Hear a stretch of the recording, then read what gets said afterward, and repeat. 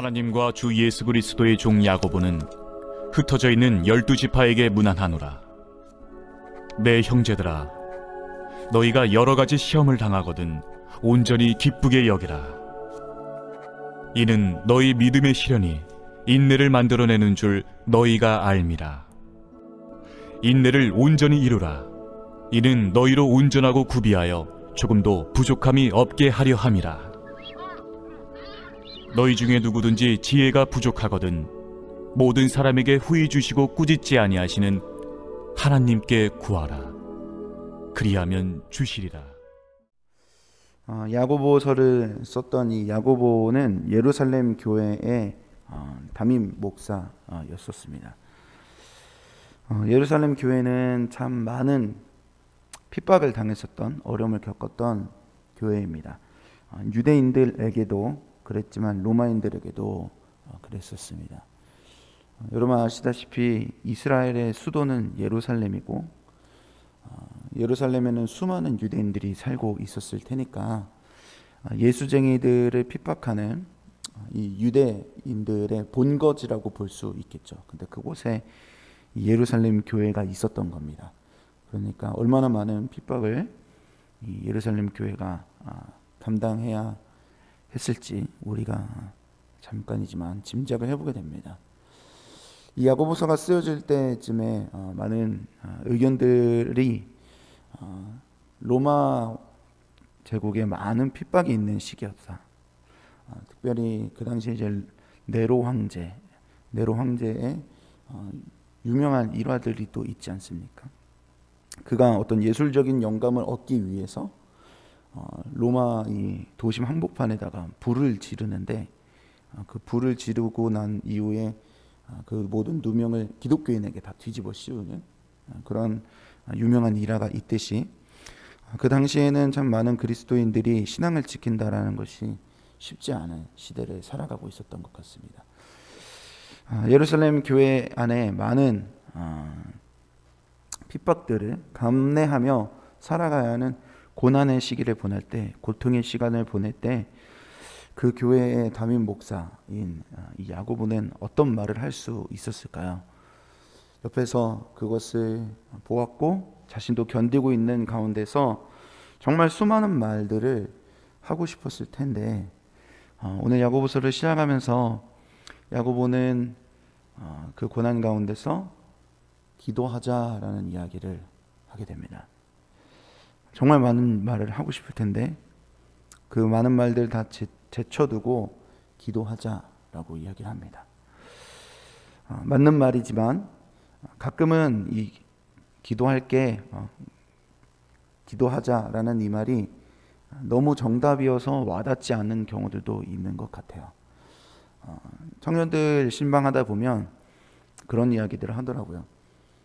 나는 지금 당장 아픈데 지금 문제가 해결해야 되는데 기도해 준다라는 말이 하나도 와닿지 않는다라는 거죠. 그리고 오히려 그런 말에 좀 상처를 받기도 하는 것 같습니다. 네가 기도 안 해서 그래. 지금 이 어려운 게 네가 기도 안 해서 생긴 일이야 라고 이야기를 듣다 보면 그게 또 상처가 되기도 하는 것 같습니다. 야고보가 당연히 알았겠죠. 지금 무슨 일이 생겨 있고 어떤 위로가 필요할는지도 알 터인데 야고보가 기도하자라고 말한다는 것은 너무나 중요한 의미가 있기 때문에 그런 이야기를 하는 것 같습니다. 고난의 시기가 우리에게 왔을 때 광야의 시기를 보내고 있을 때 왜 우리에게 다른 수많은 해결책보다도 기도에 대한 이야기를 하고 있는지 우리가 두 가지를 좀 살펴볼 수 있었으면 합니다. 첫 번째로는 마침표를 찍기 위해서입니다. 마침표를 찍기 위해서. 우리 5절 말씀을 같이 한번 읽어보도록 하겠습니다. 5절 말씀입니다. 너희 중에 누구든지 지혜가 부족하거든 모든 사람에게 후히 주시고 꾸짖지 아니하시는 하나님께 구하라. 그리하면 주시리라. 아멘. 우리 이 5절 말씀에 앞뒤 문맥을 다 자르고 그냥 이것만 보면서 우리가 오해할 때가 있습니다. 공부하는데 지혜가 부족하면은 구해라. 그러면 공부하는 지혜 다 주신다. 이렇게 우리가 좀 오해를 하거나 우리가 뭐 합격하기 위해 이러한 지혜가 부족하다면 구해라. 그러면 주실 거다라고 우리가 이 말씀을 인용하곤 하는데 사실 이거는 방금 전에 제가 말씀드렸던 어떤 고난을 당하고 있는 상황, 핍박을 당하고 있는 상황 가운데에서 그 고난을 그냥 허비하지 않고 그 고난을 이겨내기 위한 지혜를 말하는 겁니다. 그리고 그 고난을 해석하는 지혜인 거죠. 다른 지혜가 아니라 공부하기 위한 지혜, 합격하기 위한 지혜가 아니라 이 고난을 이겨내기 위한 지혜. 고난의 시기를 해석하기 위한 지혜를 네가 고난 가운데 있다면 구하라는 거예요. 구해라. 그러면 하나님이 그 고난 가운데 왜 그 시절을 허락하셨는지, 그리고 그 고난 가운데서 어떠한 신앙의 은혜로 이겨내야 하는지 지혜를 더하실 것이다. 구하자. 꾸짖지 아니하시는 하나님께 구하자라는 게 이 야고보의 이야기라는 거죠. 그러니까 기도하자라는 것입니다. 제가 좋아하는 팀 켈러 목사님의 고통에 답하다라는 책에서는요, 너무나 중요한 주제를 하나 던집니다. 뭐냐? 누구나 고통을 당하지만 그 고통을 통해 하나님을 만나거나 고통을 통해 하나님을 떠나거나 둘 중 하나라는 겁니다. 고통을 통해 하나님을 만나거나 고통을 통해 하나님을 떠나거나 둘 중 하나라는 것입니다. 여러분의 고통의 시간을 통해 여러분은 하나님을 만나셨습니까? 아니면 하나님을 떠나셨습니까? 오늘 말씀 넘어서 23절, 24절 야고보서 1장 23절과 24절에 보면 고통의 시간 가운데서 하나님을 떠나거나 고통의 시간을 전혀 해결하지 못한 어떤 모습을 이렇게 비유해서 이야기해 주는데요. 23절과 24절을 제가 읽어보도록 하겠습니다. 눈으로 같이 따라와 주시기 바랍니다. 누구든지 말씀을 듣고 행하지 아니하면 그는 거울로 자기의 생긴 얼굴을 보는 사람과 같아서 제 자신을 보고 가서 그 모습이 어떠했는지를 곧 잊어버리거니와. 아멘. 어떤 사람이라 하느냐? 거울을 보고 자신의 상태를 봤더니 고춧가루가 껴있는 거예요. 고춧가루가 입에 껴있으면은 거울을 보고 그 다음에 어떻게 됩니까? 한 번도 그 치아에 고춧가루가 끼워보신 적이 없으신가 보네요. 저는 자주 껴요. 그럼 어떻게 해요? 얼른 화장실 가서 이렇게 이쑤시개로 해서 빼지 않습니까? 그렇죠. 내가 거울을 봤더니 멀쩡한 줄 알았는데 오늘 너무나 피곤해가지고 왜 이렇게 피곤하지 싶어서 거울을 봤는데 눈이 빨개져 있어요. 그러면 어떻게 해야 됩니까? 눈병인가 싶어서 병원을 가든지 아니면 집에 빨리 가서 쉬든지 이렇게 해야 되지 않을까요? 근데 내 눈이 지금 막 빨개져서 막 핏줄이 터져 있는데도 멀쩡하다고 생각하면서 그냥 살아간다면 그건 좀 잘못된 것이겠죠. 이 무슨 말인지, 그 당시에는 거울이 유리 거울이 아니라 철로 돼 있는 거울이었습니다. 그래서 이 철을 아주 오랫동안 문질문질하면은 좀 반짝반짝해지겠죠. 그러면 그걸 쳐다보고 거울처럼 썼다라는 거예요. 근데 그런 철 거울이 제대로 내 얼굴이 보이겠습니까? 잘 보이지 않겠죠. 그래서 자세히 들여다본대요. 그 철 거울을. 내 얼굴이 어떻게 생겼나, 무슨 문제가 있나 자세히 쳐다보고서 내가 지금 여기 다쳤구나, 여기 지금 얼굴이 더럽구나, 이런 걸 알게 되는데, 그러고 난 다음에 어떻게 하느냐? 이 24절에 보니까 곧 잊어버리거니와. 잊어버린대요. 그냥 잊어버린다는 말이 소홀히 여긴다라는 뜻이거든요. 그러니까 내 얼굴의 상태를 내가 보고 난 다음에 이제 이렇게 해야겠구나, 저렇게 해야겠구나, 얼굴을 씻든지 뭘 하든지 고치든지 약을 바르든지 해야 되는데 곧 잊어버리거니와. 그냥 놔둬버린다라는 거죠. 우리가 인생을 살아가면서 지금 상처가 벌어져 있는데 내가 지금 상처가 났구나, 그러고서 내버려 두는 거예요. 목사님 저는 그렇진 않은 것 같습니다 라고 혹시 생각하신다면 우리가 제일 많이 하는 말이 있어요. 시간이 해결해 준다. 시간이 지나면 시간이 해결해 줘라고 이야기 많이 하죠. 맞는 말입니다. 시간이 지나고 나면 하나님이 해결해 주시기도 하고, 시간이 지나고 나면 무덤덤해지기도 하고, 시간이 지나고 나면 감정이 좀 괜찮아지기도 하는 것 같아요. 그런데 시간이 지나도 해결이 되지 않는 것도 참 많이 있습니다. 그리고 때로는 하나님이 그런 우리의 지난날의 고난의 시기에 대해서 마침표를 찍기 위해 우리가 기도의 자리에 꼭 가야 할 때가 있어요. 우리의 인생에는 마침표가 잘 찍혀 있는지, 아니면 쉼표만 너무 많지 않은지 좀 돌아볼 수 있었으면 합니다.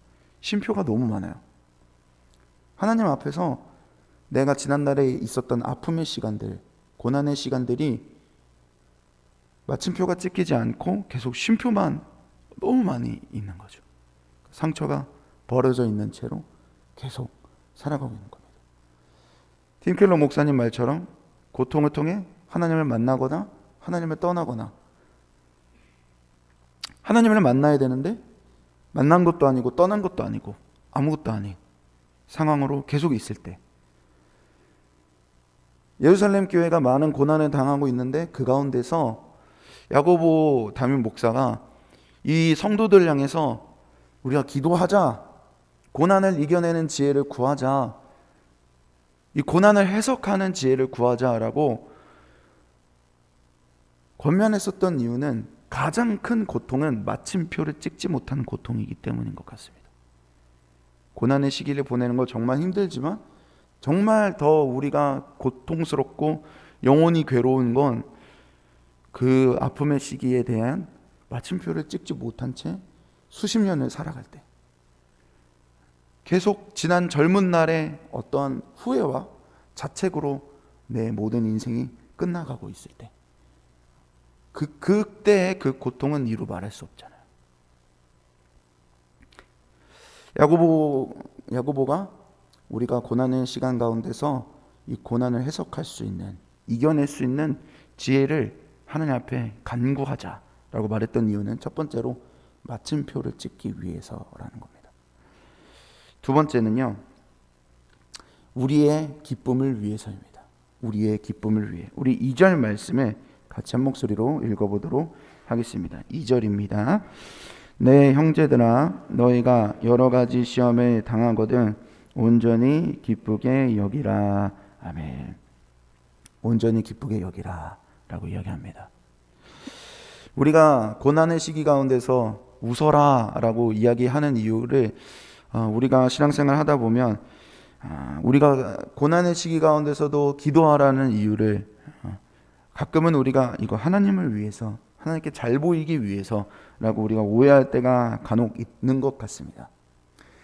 나는 지금 굉장히 광야의 시간을 보내고 있는데 그런 가운데서 더 기도하는 이유는 하나님이 기도하는 사람을 더 이뻐하실 테니까, 아픈 시간들 속에서도 내가 기도를 하는 이유는 그럼 하나님이 나에게 더 복을 주실 테니까만으로 우리가 이해할 때가 있는 것 같습니다.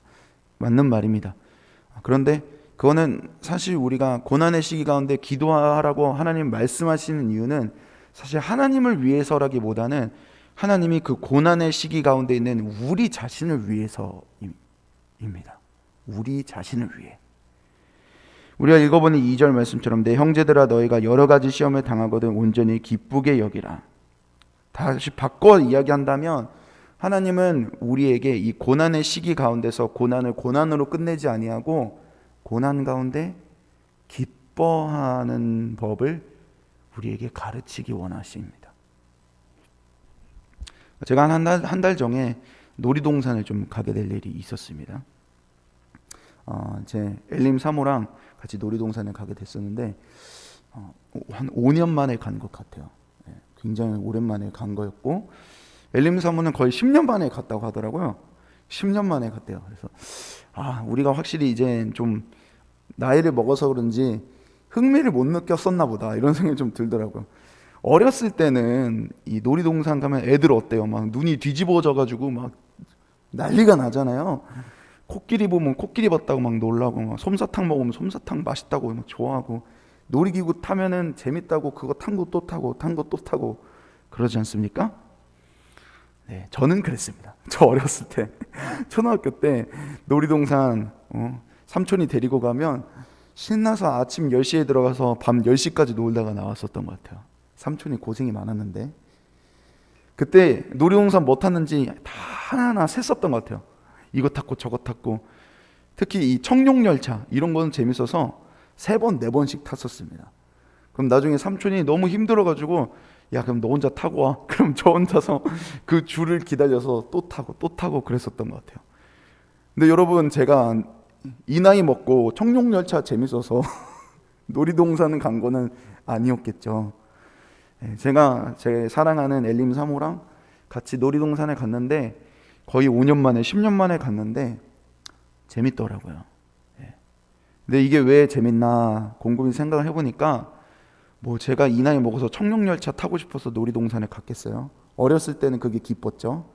그런데 제가 이번에 간 건 이게 내가 사랑하는 사람이랑 같이 있으니까 재밌었던 거더라고요. 사랑하는 사람이랑 꽃도 보고 동물도 보고 걸어다니며 얘기하니까 그게 참 행복하더라고요. 그러면서 그런 얘기를 좀 했어요. 나중에 우리가 또 5년 뒤에나 10년 뒤에나 여기 한번 오겠지? 근데 그때는 우리 둘이 오지 말고 셋이서 오자. 넷이서 오자. 여러분 기도해 주세요. 그렇게 얘기를 해. 무슨 말이에요? 저 딱 생각하는데 되게 기분이 묘하더라고요. 나중에 5년 뒤에는 내 떡두꺼비 같은데 아들이 아빠 코끼리야 사자야 하면서 아빠 나 저거 사줘 이렇게 얘기할 걸 딱 생각하니까 입이 귀에 걸리더라고요. 그때는 또 어떤 기쁨이 있겠어요? 그렇게 제가 나중에 40대 돼가지고 청룡열차 타고 싶어서 놀이동산 오는 건 아닐 거 아니에요. 그때는 사랑하는 내 아들이 나와 함께 그곳을 걸어가는 것에 대한 기쁨이 상상이 되는 거예요. 하나님은 우리가 살아가면서 어릴 적 먹었었던 눈깔 사탕 먹는 정도의 기쁨을 누리라고 우리를 이 땅 가운데 보내신 게 아닙니다. 하나님은 우리에게 누리는 기쁨에 숭고한 기쁨을 가르치시는 분이세요. 모든 일이 잘 될 때 기뻐하는 것, 돈 잘 벌 때 기뻐하는 것, 성공할 때 기뻐하는 것, 만사 형통할 때 기뻐하는 것, 세상 사람들도 다 하는 것입니다. 하나님이 우리를 자녀로 부르셨을 때 우리의 이 땅 가운데 꼭 가르쳐 주시고 싶은 기쁨은 하나님과 함께하는 기쁨. 내가 광야의 시간을 지나가도 내 사랑하는 아버지와 함께하는 기쁨을, 그리스도인만 누릴 수 있는 숭고한 기쁨을 하나님 우리에게 꼭 가르치기 원하시는 분인 줄 믿습니다. 고난의 시간을 우리가 다 이해할 수 없죠. 그러나 하나님은 꼭 우리에게 그 고난의 시기 가운데서 하나님과 하나님만으로 기뻐하는 것을 가르치기 원하시는 분이신 줄 믿습니다. 여러분, 고난의 시간을 보내고 있다면 그 고난을 해석할 수 있는 지혜를 꼭 구하시기 바랍니다. 그래서 그 고난이 고난으로 끝나지 아니하고 고난 가운데에 하나님만으로 기뻐하는 귀한 은혜를 누리시는 우리 모든 성도님들 되시기 주님의 이름으로 간절히 축원합니다. 함께 기도하겠습니다. 사랑해 주님 감사합니다. 오늘 이 시간을 통하여서 많은 신앙의 핍박을 당하고 있었던 예루살렘 교회를 향하여 이 야고보 담임 목사가 수많은 이야기를 해주고 싶지만 가장 먼저 우리 같이 기도하자라고 이야기했었던 이유를 알게 하심에 감사를 드립니다. 주님, 광야의 시간을 보내는 것도 힘들지만 정말 우리의 영혼이 괴로운 때는 그 광야에 아무런 의미가 없는 것처럼 느껴질 때인 것 같습니다. 허비하는 것 같고 내 모든 인생이 낭비하는 것 같고 실패하는 것처럼만 느껴질 때, 그때는 내 몸만 힘든 것이 아니라 내 영혼이 괴로운데 그러지 않기를 바라며 야고보가 우리에게 마침표를 찍자. 고난을 고난으로 끝내지 아니하고 꼭 고난을 이겨내보자. 고난을 해석해보자며 기도의 자리로 초대하고 있음을 우리가 기억하게 하여 주시옵소서. 우리의 힘으로는 우리의 지혜로는 고난의 시간 가운데에 그 고난의 의미를 제대로 알지 못하는 연약한 자들입니다. 상처가 버려져 있으면 그것을 봉합해야 하는데 시간이 지나면 해결해 주겠지 생각하며 그저 덮어두며 살아가기에 급급한 우리의 인생 가운데 우리의 힘으로는 얻을 수 없는 고난의 정답을 기도의 자리에 나아가 하나님께 여쭈고 아뢰며 알아갈 수 있는 귀한 은혜를 우리 가운데 허락하여 주시옵소서. 아버지 하나님, 특별히 주님 가운데 간구하기는 우리가 고난할 때에도 기뻐할 수 있기를 간절히 원합니다. 주님, 평탄할 때에 모든 일이 다 잘 될 때에 마땅히 기뻐하는 것이 아니라 고난의 시기에도 마땅히 기뻐할 수 있는 숭고한 은혜가 우리 가운데 있게 하여 주시옵소서. 하나님과 함께하니까 하나님 아버지께서 나와 동행하신다라는 그 이유 하나만으로 우리가 광야의 시간을 지나도 진정한 기쁨을 누리고 고백하고 하나님을 바라볼 수 있는 은혜를 배울 수 있도록 인도하여 주셔서 우리의 사명을 다 마치었을 때에 내 안에 세상이 알 수도 없고 빼앗을 수도 없는 진정한 기쁨이 우리 안에 켜켜이 쌓여갈 수 있도록 인도하여 주시옵소서. 그렇게 하나님께서 이 자리에 모여있는 우리 모든 성도님들의 인생을 그렇게 빚어가시고 인도하여 주실 줄 믿사오며 예수님의 이름으로 기도합니다. 우리를 향한 주님의 뜻을 이루소서. 100대 기도문. 금요일 교회와 영광스러운 미래를 위하여, 토요일 오직 하나님의 영광을 위하여 17페이지입니다. 독서교회를 통하여 수많은 영혼이 주님 앞에 돌아와 우리와 함께 기쁨으로 예배하고 그리스도의 신실한 제자들로 훈련되고 장성하여 민족을 치료하는 지도자로 재생산되게 하옵소서. 독서교회를 통하여 한국의 정치, 경제, 사회, 문화, 교육, 국방 다음 세대, 가정의 모든 영역에서 주님의 소망을 나타내는 도구로 사용하옵소서. 덕수의 영적 부흥을 선도하고 나라와 민족을 섬기며 축복의 통로로 쓰임받는 덕서교회 되게 하옵소서. 물질 숭배와 각종 우상 숭배를 척결하고 덕수와 남양주의 모든 교회와 아름답게 동역하여 하나님의 나라를 굳건히 세워가는 덕서교회 되게 하옵소서. 탐욕과 무절제함, 음란과 부정, 우상과 이단으로 얼룩진 남양주의 영적 오염을 거룩하게 정화하는 덕서교회가 되게 하옵소서. 덕서교회를 통해 이 지역이 은혜의 땅이 되게 하시고 동방의 예루살렘이 되게 하옵소서. 삶에 지친 이웃들에게 참된 안식과 쉼을 제공하는 영혼의 쉼터, 안식처가 되게 하시고 주 안에서 자신들의 꿈을 발견하며 마음껏 꿈을 펼칠 수 있는 비전의 장이 되게 하옵소서. 건축이 진행되는 동안 더 많은 새가족을 보내어 주셔서 영적 부흥과 외적 부흥을 경험하게 하시고 복음 전파의 열정이 살아나 이웃과 지역을 섬기는 교회 되게 하옵소서.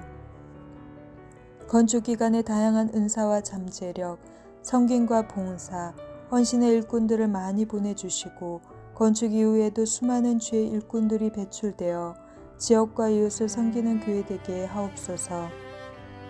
새롭게 세워질 건물을 통해 통일시대를 준비하며 다음 세대를 세우고 많은 불신자들에게 복음을 전하는 생명의 공동체로 세워지게 하옵소서. 덕서교회가 다음 세대를 주의 품으로 인도하는 전진 기지가 되게 하시고 이곳에서 세워지는 다음 세대들이 하나님을 아버지로 시인하며 예수님을 구주로 인정하는 신앙의 고백이 세워지게 하옵소서. 덕소교회 건축과 가정이 한국교회 건축의 아름다운 모델이 되어 덕소교회가 이 지역의 랜드마크가 되게 하옵소서. 건축 기간에도 주의 예배를 통해 예배의 감격과 영광이 더욱 강력하게 드러나게 하시고 건축 과정에서 모든 성도가 더욱 뜨거워지고 기쁨이 넘치게 하옵소서. 담임 목사님과 당의 건축위원장 장로님과 건축위원들과 소위원회에 은혜를 주셔서 하나님이 공급하시는 지혜와 능력으로 건축을 진행하게 하시고 하나님의 전신갑주로 보호하여 주옵소서. 건축을 통하여 세대를 초월하는 강력한 성령의 기름 부으심을 경험하게 하시고 세대 간의 하나가 되는 교회가 되게 하옵소서. 건축을 통하여 덕소를 대표하는 교회가 되게 하시고 덕소 지역의 영적 부흥을 선도하는 교회가 되게 하옵소서. 건축을 통해 믿지 않은 영혼들이 교회로 나와 예배드리며 변화되고 구원의 감격이 넘치는 덕소교회가 되게 하옵소서. 건축 과정이 부담이 아닌 축복임을 확신하며 하나님의 거룩한 부르심 앞에 온전히 응답하는 성도들이 되게 하시고 자원하는 심령과 헌신하는 모든 주의 백성들에게 이삭에게 주신 100배의 결실이 있는 복을 주옵소서. 건축의 시작으로부터 모든 과정과 입담 및 헌당 등 모두를 하나님의 손에 올려드리오니 하나님만이 영광을 받아 주옵소서. 예수님의 이름으로 기도합니다. 아멘.